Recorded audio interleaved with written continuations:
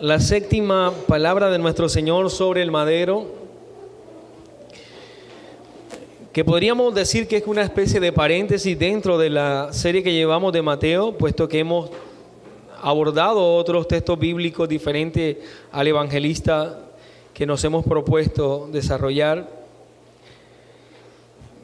Pero ha sido de mucho gozo para nosotros el poder, de alguna manera, con los ojos de la fe, pesar las palabras de nuestro Señor y ser guiados por el Espíritu Santo en esas verdades tan poderosas para cada uno de nosotros.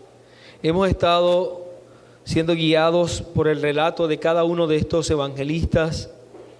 Estuvimos en el aposento alto, en la intimidad de la cena pascual. Vimos allí esa sagrada institución del sacramento como el Señor lo hizo con sus discípulos. Luego le acompañamos hasta Getsemaní. Allí vimos la agonía de nuestro Señor. Vimos cómo fue traicionado, cómo fue capturado. Notamos también el abandono de sus discípulos en ese lugar. Luego acompañamos por el relato bíblico a nuestro Señor hasta la casa del sumo sacerdote, en donde vimos las injustas interrogaciones a las que Él fue sometido, los maltratos por parte de aquellos que ostentaban el título de el clero en ese momento. Mas sin embargo vimos la declaración de inocencia por parte del Imperio Romano, que aunque esto fue así, fue flagelado y crucificado nuestro Señor. En la cruz, nuestro buen Dios y Salvador demostró su humanidad, pero también demostró su amor, su misericordia para con los pecadores. Aquel que era perfecto para cumplir todas las demandas de la ley, aquel que fue perfecto para cumplir la obra que le fue encomendada. Y es así como nosotros llegamos hasta este momento, la séptima palabra de nuestro Señor en la cruz, y también se constituye la última palabra de Cristo en su cuerpo y en su estado de humillación. Así que es de suma importancia para nosotros el revisar, mis hermanos, a la luz de la Escritura, esta palabra. Y muchos han dicho que la última palabra de nuestro Señor fue consumado es. Otros unen consumado es con esta palabra que vamos a ver hoy, porque después de haber llegado a la cima con esa declaración de consumado es, pareciera que ya no hay más nada que decir. Pero esperemos que el Espíritu Santo nos asista hoy para notar en esta séptima palabra las maravillas de la gracia que refleja para cada uno de nosotros y que son registradas solo por el evangelista Lucas. Así que vamos a irnos hasta allá. Lucas capítulo 23, versículo 46. El Evangelio de Lucas capítulo 23, versículo 46. Entonces Jesús, clamando a gran voz, dijo: Padre, en tus manos encomiendo mi espíritu. Y habiendo dicho esto, expiró.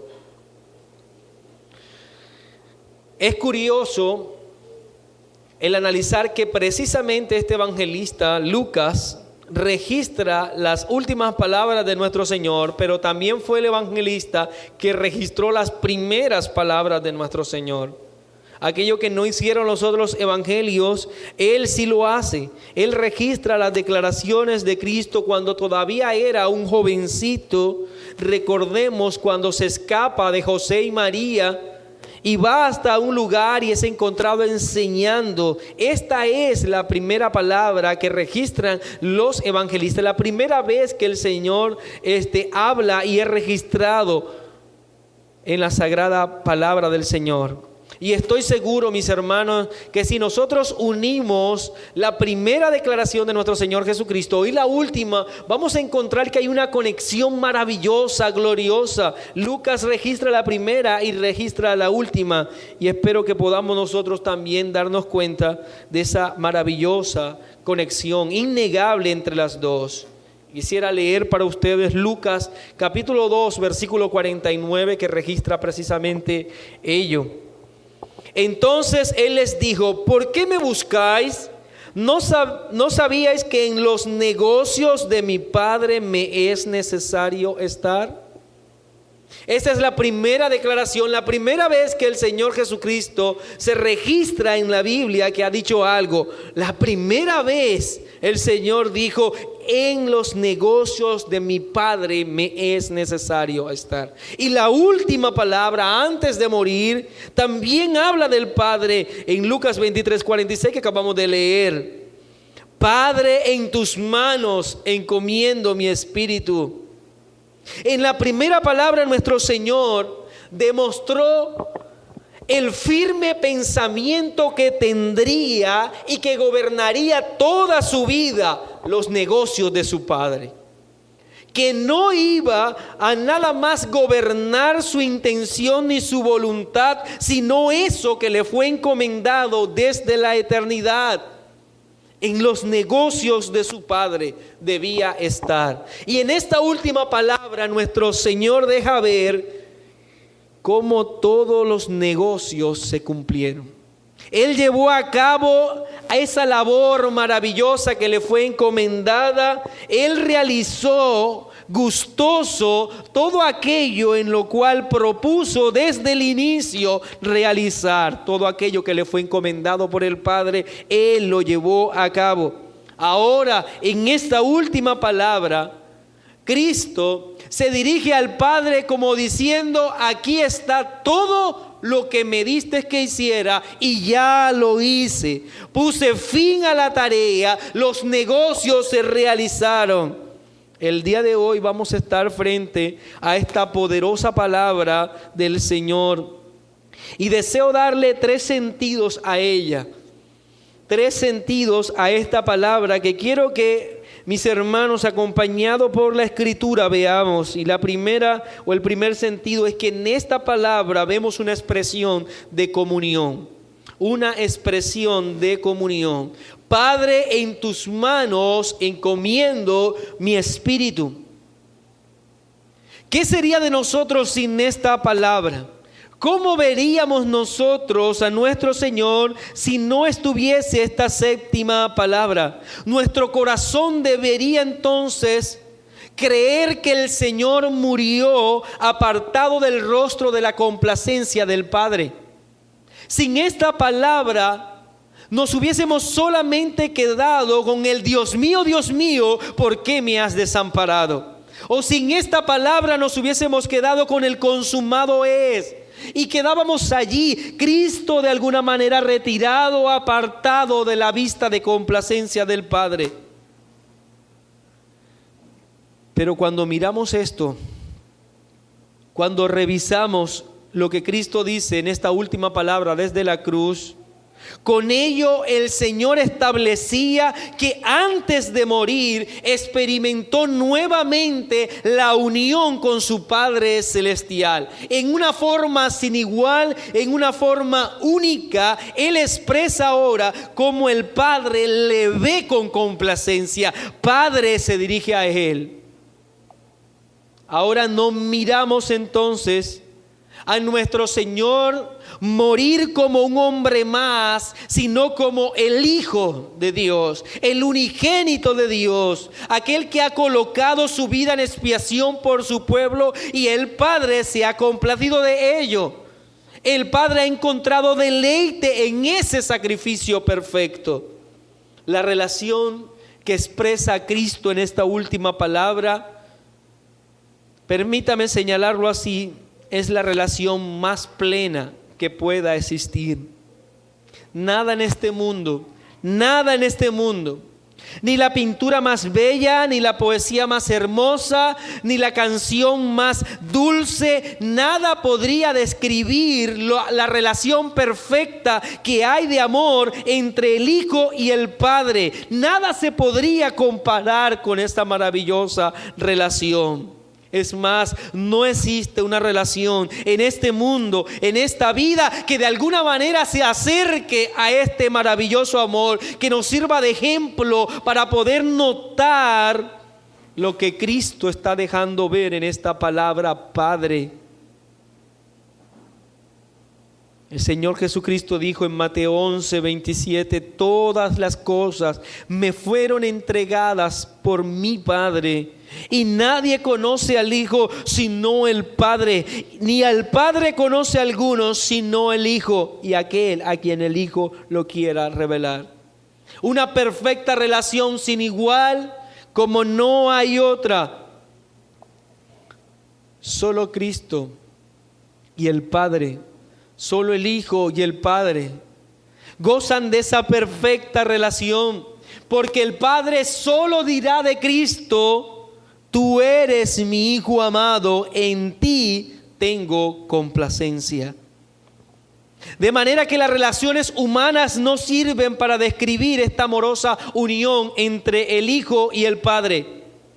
Muchos de nosotros los hombres hemos tenido padres amorosos, o hemos tenido padres ausentes, o padres sin afecto natural, pero Cristo goza del amor del Padre desde la eternidad, un amor en el que Él se complace plenamente, y ese amor le hace sumamente feliz, y nada más en este mundo podría hacerle feliz a Cristo sino el amor del Padre. Y es lo que Cristo está reflejando en esta maravillosa declaración.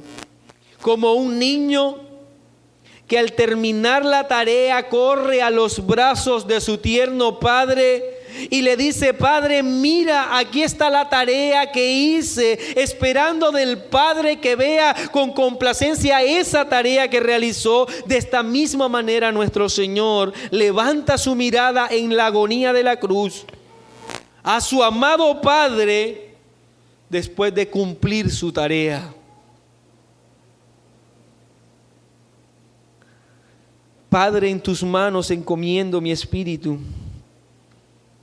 Es una maravillosa unión que claramente nuestro Señor reflejó una y otra vez.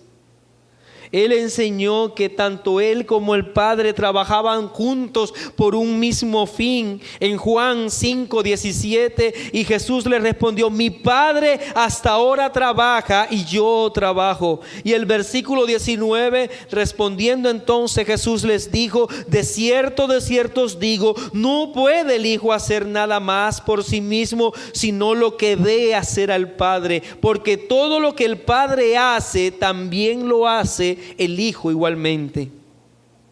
En estas últimas palabras se refleja sin duda un refrescante bálsamo para nuestro Salvador que está clavado en la cruz. Un refrescante bálsamo que de alguna manera logra llenar de gozo y paz a este cuerpo sufriente de nuestro Señor. Ahora puede dirigirse a su Padre. Ahora su relación está restaurada. El Padre ha encontrado complacencia en su obra. El Padre una vez más le mira a él con amor. Atrás entonces ha quedado la hora oscura. Atrás ha quedado entonces la ira, ya la copa había sido bebida. Ahora los labios del Señor pueden clamar al Padre. Las palabras que el Señor proclama desde la cruz se encuentran registradas en un salmo, el Salmo 31, versículo 5. En tu mano encomiendo mi espíritu, decía el salmista. Tú me has redimido, oh Jehová, Dios de verdad. Y deberé nosotros llamar la atención el hecho de que Cristo, en este momento también de gozo, ya de victoria, Cristo pudiendo hablar cualquier cosa y todo lo que saliese de sus labios era una autoridad en sí misma. Todo lo que Él pudiese decir en ese momento ante la victoria obtenida del consumado ya debería ser revelación misma. Mas sin embargo el Señor nuevamente se dirige a la palabra.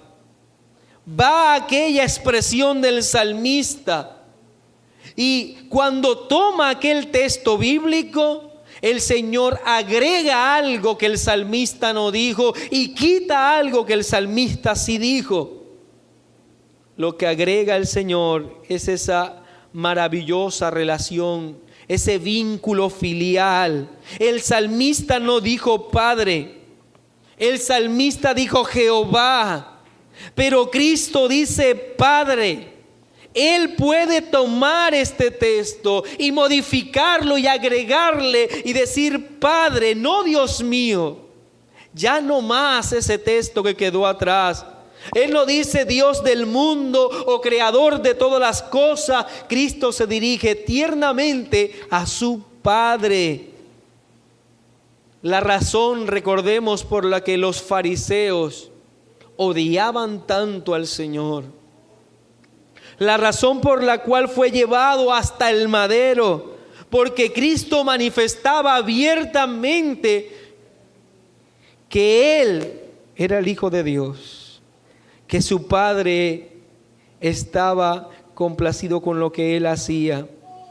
Por esto los judíos aún más procuraban matarle, dice Juan 5:18, porque no solo quebrantaba el día de reposo, sino que también decía que Dios era su propio Padre, haciéndose igual a Dios.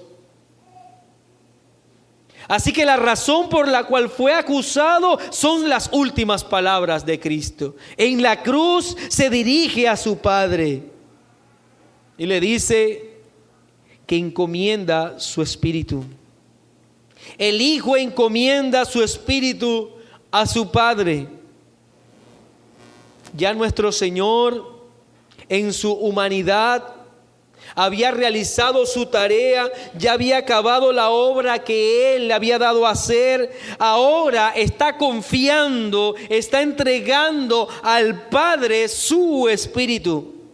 Pero decíamos que también, además de agregar algo, el Señor suprime del salmo, suprime de la declaración del salmista algo cuando dice: tú me has redimido, oh Jehová, Dios de verdad.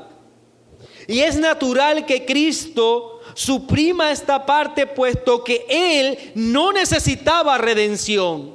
Cristo no necesitaba redención porque Él era la redención.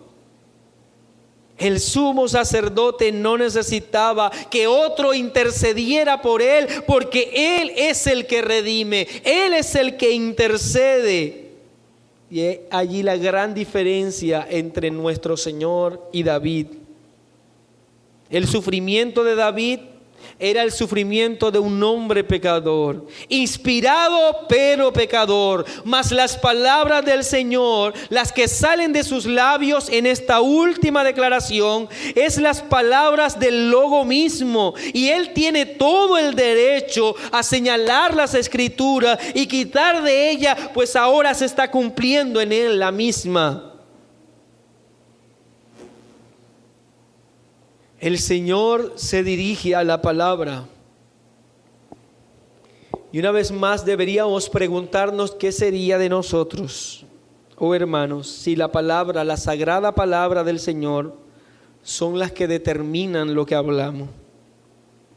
Si hacemos de la palabra de Dios el lecho en el que descansamos, si hacemos de la palabra de Dios lo primero que hacemos en la mañana, el sorbo que bebemos en la mañana y lo último que recibimos al terminar el día, ¿qué sería de nuestra vida si, como el Señor, frecuentemente venimos a la palabra de Dios y de ella bebemos? El Señor habló la palabra en sus momentos de angustia, pero en sus momentos de victoria también habló la palabra. También proclamó la grandeza de la revelación especial. Como dice un pastor puritano, la palabra encarnada siempre usó la palabra inspirada. Y otro aspecto de la comunión expresada por el Señor en estas palabras es que ellas mismas se constituyen una declaración poderosa de adopción para nosotros. Él habla por medio de esta palabra, mi querido hermano, que el Padre encuentra en él complacencia. Pero este título que ahora recibe, esta declaración de Cristo al dirigirse al Padre, es en razón nuestra también. En Gálatas capítulo 4, versículo 4 al 7, dice: pero cuando vino el cumplimiento del tiempo, Dios envió a su Hijo, nacido de mujer y nacido bajo la ley, para que redimiese a los que estaban bajo la ley, a fin de que recibiésemos la adopción de hijos. Y por cuanto sois hijos, Dios envió a vuestros corazones el Espíritu de su Hijo, el cual clama: Abba, Padre. Así que ya no eres esclavo, sino hijo, y si hijo, también heredero de Dios por medio de Cristo. El apóstol Pablo está citando Isaías 43 y está declarando cómo ahora nosotros somos hijos. Este Padre que declara el Señor desde la cruz no solo es en favor suyo, ahora es por causa de nuestra unión con Él a favor nuestro. Pablo señala claramente que la redención de Cristo, que como resultado del tetelestai, como resultado del consumado es la redención lograda por Cristo en la cruz, hace posible nuestra adopción. Somos adoptados debido a eso. Ahora se cambia nuestra posición delante de Dios. Hay un cambio de nuestra condición filial delante de Él. Ya no somos sus enemigos, ahora ya estamos cerca. Ya no estamos alejados de Él, ahora somos adoptados hijos suyos por el sacrificio de Cristo.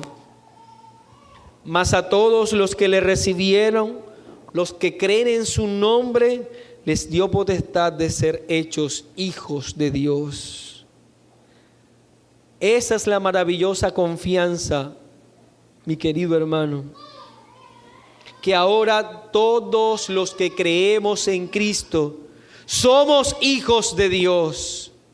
Y en ese Padre del Señor Jesucristo estamos todos nosotros encerrados, cobijados, guardados. Cuán deliciosa certeza es esto, mi hermano, que no importando lo que tengamos que vivir en este mundo, siempre podemos decir: Padre, como lo hizo el Señor Jesucristo. Y podemos incluso también decir: Padre, en tus manos encomendamos nuestro espíritu.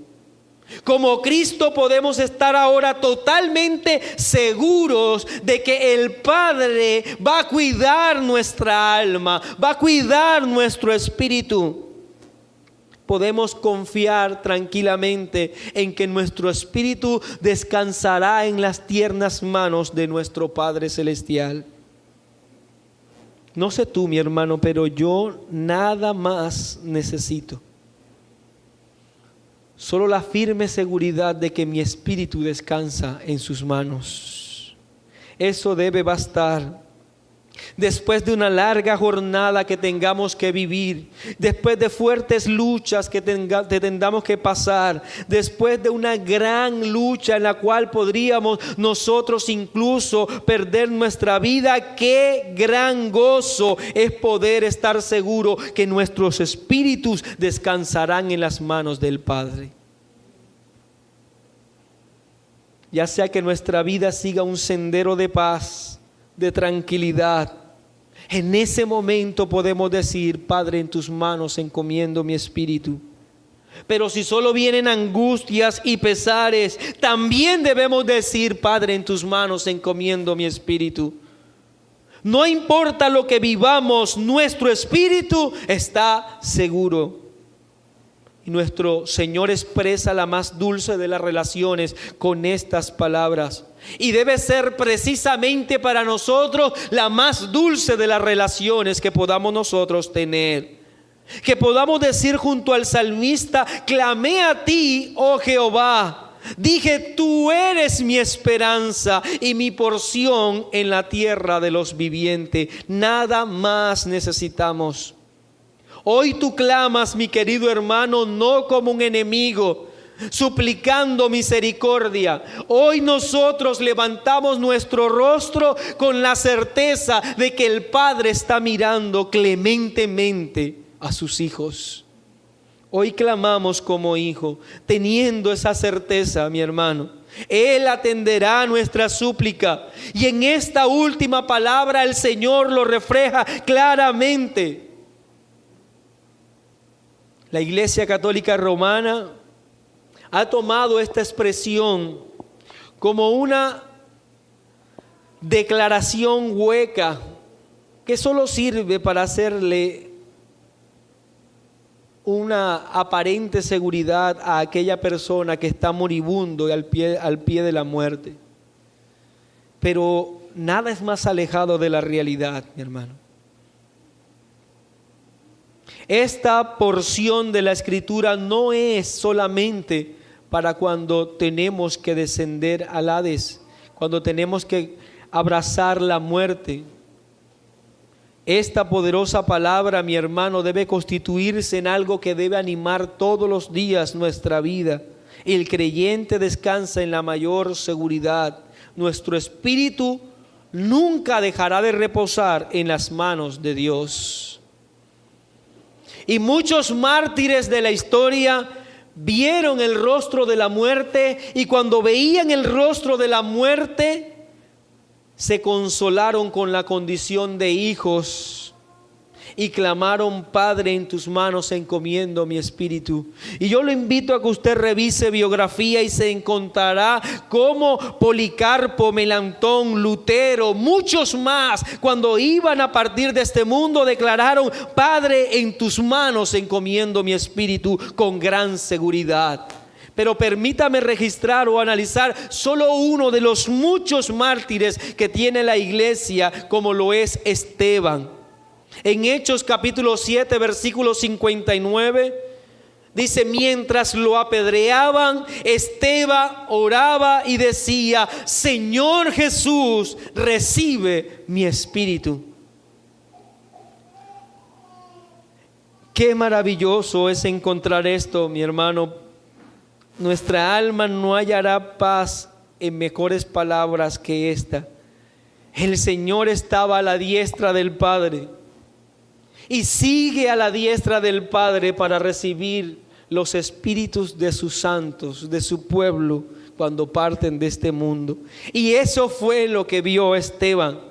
Los cielos fueron abiertos y contempló al Señor Jesucristo, y no hizo más que brotar de sus labios estas palabras: Señor Jesús, recibe mi espíritu. Qué gran consolación para un hombre que estaba siendo afligido en este momento. Ver la muerte como la puerta maravillosa de la certeza de que nuestro espíritu está caminando hacia las tiernas manos del Señor, es una mirada hermosa de la muerte. Es una mirada deliciosa de un camino que todos nosotros quisiéramos recorrer hoy. De manera que esta palabra, mi hermano, declara y manifiesta esa maravillosa unión de Cristo con su Padre. Número 2. También en esta declaración escuchamos una fuerte voz de victoria.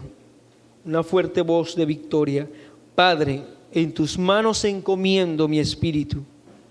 El Señor está demostrando con esta declaración que el mundo no le había vencido, que la historia no terminaría con un maestro débil en el madero, agonizando lentamente hasta perder las fuerzas y morir producto de todo el dolor que tenía en su cuerpo. Nuestro Señor manifiesta con esta palabra que no muere débil, sino que parte de este mundo fuerte. El Señor no termina agonizando, sino con una gran fortaleza. Nuestro Señor en este mismo instante tenía tanta fuerza en sí mismo que podía, si así lo quería, descender de ese lugar y juzgar a todos los que estaban allí y mandarlos, si es preciso, al infierno, si así lo quería. Mas deseaba cumplir la palabra. Deseaba cumplir la palabra y abrir un camino que luego nosotros vamos a recorrer. El Señor debía encomendar su espíritu al Padre, el camino que todos nosotros los creyentes pasaremos si llega la muerte. Él debía hacerlo, pero no pensemos con ello, mi hermano, que nuestro Señor estaba allí en ese lugar muriendo, siendo entonces sujeto a los padecimientos y a todo aquello que cualquiera de nosotros padece cuando vamos a la muerte. Ya en este instante nuestro Señor no le es necesario descender a los infiernos. Ya no hay dolor en la muerte para el creyente. Ya no hay que esperar en un lugar para ver si nuestros familiares logran pasarnos de ese lugar después de hacer ofrenda, oraciones al cielo. Ya no necesitamos nosotros esperar nada de eso. ¿Por qué? Porque Cristo está entregando su espíritu al Padre y trazando este camino. Un camino de victoria, mi hermano. Una proclamación de victoria. Cristo está declarando cómo Él desde este momento va a ser entonces exaltado después de que entregue su espíritu. Filipenses capítulo 2 versículo 6 en adelante lo dice de la siguiente manera: el cual, siendo en forma de Dios, no estimó el ser igual a Dios como cosa que aferrarse, sino que se despojó a sí mismo, tomando forma de siervo, hecho semejante a los hombres, y estando en la condición de hombre, se humilló a sí mismo, haciéndose obediente hasta la muerte y muerte de cruz, por lo cual Dios también lo exaltó hasta lo sumo y le dio un nombre que es sobre todo nombre, para que en el nombre de Jesús se doble toda rodilla de lo que está en los cielos y en la tierra y debajo de la tierra, y toda lengua confiese que Jesucristo es el Señor, para la gloria de Dios Padre. Amén. Mi hermano, es una declaración de victoria, Dios mío, puesto que Él ha dado en ese momento su vida por nosotros. Es una declaración de victoria, consumado es, puesto que quedó satisfecha la ira de Dios. Pero es una declaración gloriosa de victoria. Padre, en tus manos encomiendo mi espíritu, porque Cristo estaba mostrando su reinado. Es una declaración de victoria. La muerte no le iba a vencer. Él venció a la muerte, aunque iría a la tumba. Esta no iba a recibir a un hombre pecador desechado de Dios.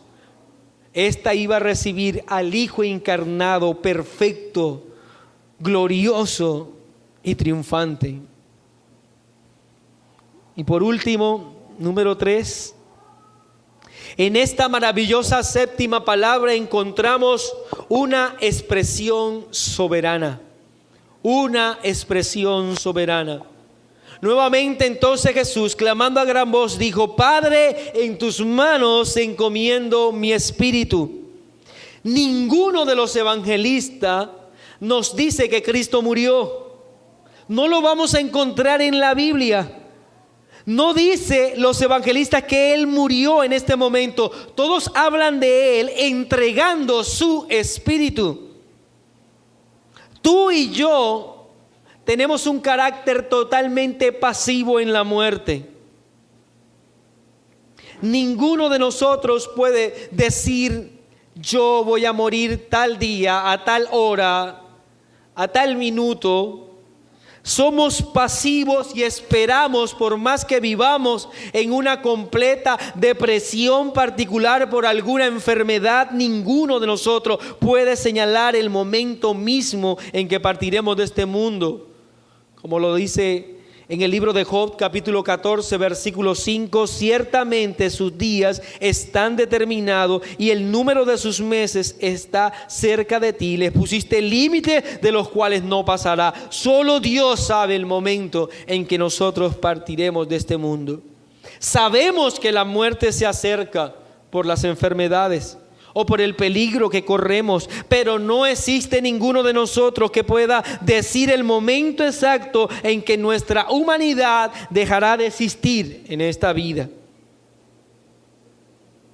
Es así como entendemos que la vida jamás nos perteneció a nosotros. Es así como recordamos que si tenemos vida hoy es porque Dios lo ha permitido y el día en que Dios quiera dejará de ser. Pero este no es el caso del Señor.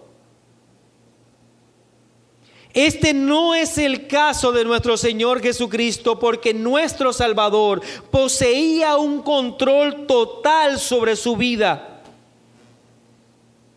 No eran los romanos los que lo clavaron a la cruz, que poseían los días, las horas o el momento o el instante en el que Cristo debía morir. No los judíos, no las heridas, no la fiebre o el cansancio. Nada de eso gobernaba la humanidad de Cristo. Él mismo tenía un poder absoluto sobre su humanidad.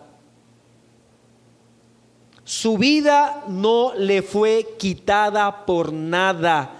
Su vida fue entregada por Él. Él mismo entregó su vida. Él victorioso entregó su humanidad. No murió cuando los judíos querían. No murió cuando los romanos pensaban que debía morir, sino en el momento que Él así lo quiso. Por eso me ama el Padre, porque yo pongo mi vida para volver a tomarla. Nadie me la quita, sino que yo de mí mismo la pongo. Tengo poder para tomarla, para ponerla, y tengo poder para volverla a tomar. Este mandamiento recibí de mi Padre. Él era soberano en el momento en el que estaba en la cruz. Esta última palabra de nuestro Señor, de nuestro amado Salvador, refleja su total soberanía, una soberanía absoluta que le acompañó completamente en todo momento. Su obra, su misión, su ministerio, nada de eso tendría fin cuando el hombre lo propusiera, sino cuando Él soberanamente lo determinó. Él estaba entregando su espíritu a su Padre. Aunque Mateo no registra las palabras que Lucas registra, lo que sí dice Mateo es la forma en que Cristo lo hizo. En Mateo 27:50 dice: mas Jesús, habiendo otra vez clamado a gran voz, entregó el Espíritu. No fue un susurro entre dientes, no fue el último quejido del Señor. Fue a gran voz porque fue una declaración victoriosa. El Señor clamó a gran voz: en tus manos, Padre, en tus manos encomiendo mi espíritu. Y habiendo dicho esto, expiró. El Señor entregó su espíritu, mi hermano, en forma soberana, dejando un fuerte testimonio que ahora nosotros somos salvos, que Él obtuvo la victoria, que se nos concede en su sangre el perdón de pecados, la redención y la adopción en su muerte, que no fue producto de las circunstancias, sino una acción soberana. Y esa es la certeza del apóstol Pablo, que debe ser también nuestra certeza. Cuando dice en Romanos capítulo 8, versículo 15: pues no habéis recibido el espíritu de esclavitud para estar otra vez en temor, sino que habéis recibido el espíritu de adopción, por el cual clamamos: Abba, Padre.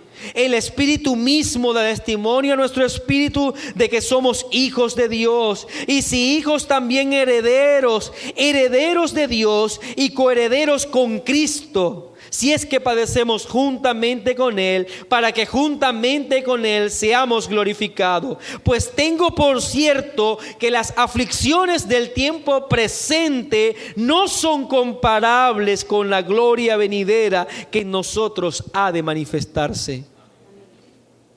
Pablo entendió claramente que la obra de Cristo en la cruz da como resultado la adopción. Cristo clamó al Padre y nosotros hoy tenemos el Espíritu de Cristo con el cual podemos clamar: Abba, Padre. Qué maravillosa confianza, mi hermano. Esta declaración de victoria es una declaración que nos beneficia a ti y a mí, puesto que hoy somos hijos del Señor. Por eso podríamos nosotros adorar y debemos nosotros adorar a ese maravilloso Cordero que murió en la cruz. Para hacer esto posible, mi hermano, coloquémonos en pie.